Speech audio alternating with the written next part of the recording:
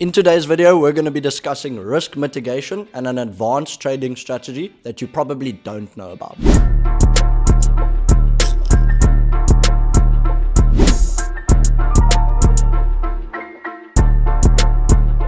It's always quick at Quick Trader.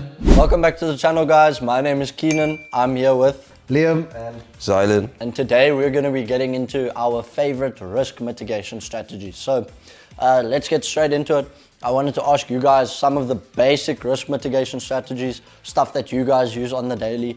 Where can we? I think on my side, there's a lot that people are doing to mitigate risk. On my side, what I did was actually, you can look at the way you're accepting payments. I actually transferred or changed most of my clients into cash-in clients. That's just to, take away the risk of having, blocked bank accounts or having to deal with the bank in terms of, any fraud cases or anything like that. So just switching your clients over to a different payment method of cash just completely takes all of that away. You know what I mean? Now you're just fetching cash. They send you cash in, you're fetching cash, and then you're sending them cryptocurrency for the cash. Quick, easy, simple. It does come with a little bit of extra hard work because you actually physically have to go to the ATM, go and fetch the cash in, make sure everything's sorted. There's small things like maybe the PIN is incorrect. Now you have to wait there for the correct PIN, get the correct PIN. So it does it does take a little bit of extra work, but then you're mitigating a risk on another side, which is great. I think in terms of the, account trading, way to mitigate risk is always to get, the person you're trading with the ID. Firstly, make sure you get the ID, make sure it's like legit, it looks good, it's all good. And then the proof of payment, make sure it's not like doctored or changed. You can always see if something's been like messed with. It looks funny on the. It looks funny, and maybe something's spelled wrong, or the text is a bit different in different fonts, or there's bold, weird places. You know what I'm saying? So make sure you check that properly. Anything else? What do you do normally in terms of, just when you do the account trading, making sure that it's safe? For me, the way I mitigate risk is, so we as traders, right? We trade, we build our capital. Our inventory is our business, basically, right? So we want to hold Bitcoin, right? Essentially on the platform. However, when Bitcoin takes a dip, we take a dip as well. And that's a big dip because if you're holding like 100,000 and it moves like 10%, that's like 10,000 gone, Jeez. And it will come back later, but in that meantime, you've lost 10,000 in the inventory, so now 10,000 less in trading volume. So what we did was we would do spot or forex trading or derivatives, meaning, so as the market goes down, we would sell the market, right, just to compensate for the loss, right? That's always a solid. Keenan, don't you do a lot of that? I've been using it for probably the last 2 months now. So we had a period now, I think like 3 or 4 days ago, where I would have lost quite a bit because Bitcoin went down from like 88K back to 70 within 2 days. So I had a spot trade open, and basically I put 5K down on futures, and I bet against the market. At the same time, I had a P2P offer open for 5K, and I just left that to, sit and boil. And obviously, I started to lose quite a bit of capital having that offer up, and also my crypto sitting in the wallet. So when the market went down, I kind of just got to a neutral level because of that same strategy. You're just sitting there, and basically, it keeps you aligned the whole time. So sometimes you'll take a bit of a loss depending on your leverage. So if you're using a high leverage, you're gonna struggle a little. So that's very important, is the leverage level. So we don't use the high leverage of like 100. We kind of keep it like 10 or like 8, because otherwise, if the market goes the other way, now you're losing even more money. So that's very important, and we time this correctly so that everything stays in balance. Also looking at the news, you've got to keep an eye on stuff like this for sure, because now you on the side of things where you are either gonna make money or you're gonna lose money. There's no 50-50. Well, it is a 50-50 the whole time. So you need to obviously keep all the news in line. Make sure you know what's going on with the markets around the world, and even small stuff, well, not small stuff, I wouldn't call it small, but the war that's going on, you need to keep eyes on that, because that's changing the crypto market and any other commodities in the world right now.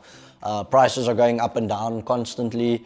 We're even checking out diesel price now. I think I saw the other day, what's it, 33 Rand, 24 cents at the Shell garage there for a liter of diesel. So Go to Puma. yeah. Yeah, it's been working out, bro.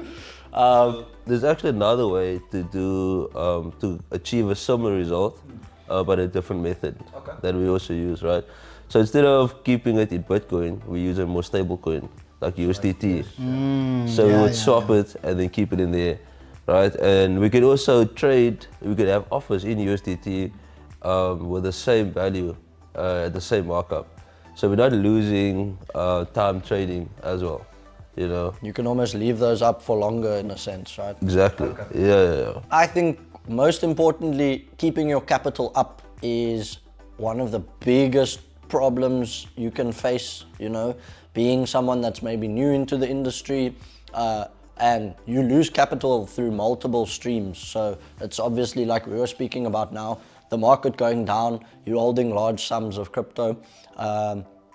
Then the scams I've noticed is one of the worst ways to do it. I have a buddy that lost, I think it was like 70K, 80K, because his client sent him a link and he clicked on the link for no one's pay. It was one of the platforms he was trading on at the time. And he ended up putting all his details in, and this dude got his details.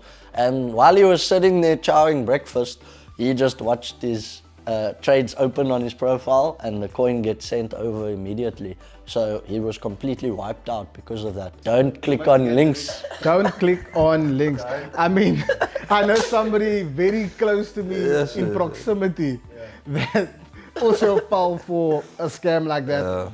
So basically, to explain a little bit more, when they send you a link, it's to log in, like, hey, use this link to log into whatever, and you then use your profile details and you put in your profile information, so like your login, the password, X, Y, and Z, and then basically they take that information and log into your actual profile, and then from that they can take your money and X, Y, and Z, send it around. So it's never click on anybody's link. You always do everything on the platform. The platform is your safety net. It's where your escrow is. It's where 100%. moderators are. Don't take anything off platform, do everything on platform. That is like number one to mitigate risk. So I just want to give some context to that. So that was me. The first day I started trading, I made like 1,000 Rand. Things were great. It was booming, you know. That same day I get another trade, but at the same time he asked me for my email address.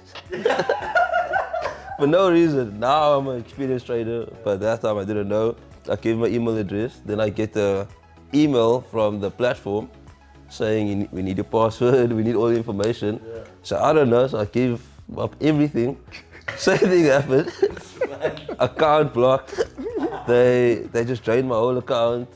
We're done. So your first day trading, you see. First day. That's why it's so important for the beginners out there to like listen to some of the stuff that we talk about, because as much as we're laughing about it, it's not really like a laughing matter. Imagine that this is like your last bit of Kruin that you've now taken. It was. I took all my money, started trading.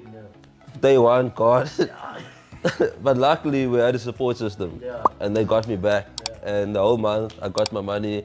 And now I'm still here, I'm still trading, perseverance. In general, if people asking for your password, don't give it. Don't give it. That pretty much wraps up the video for today, guys. If you have any questions, please leave them in the comment section down below. And please don't forget to like and subscribe. Cheers, Cheers guys.